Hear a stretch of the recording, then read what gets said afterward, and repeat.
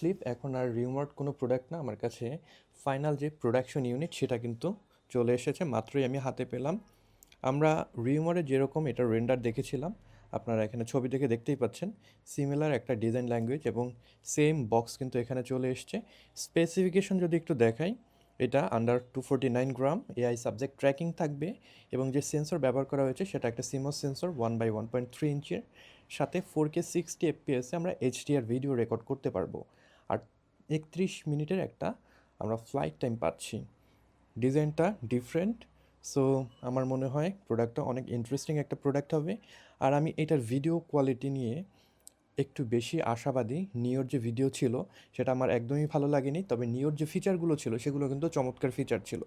I hope সেইটার যে সমস্যাগুলো ছিল এখানে সমাধান করা হয়েছে। খুব শীঘ্রই এটার একটা রিভিউ ভিডিও আমি আপলোড করব, দেখতে চাইলে অবশ্যই চ্যানেলটা সাবস্ক্রাইব করে রাখবেন।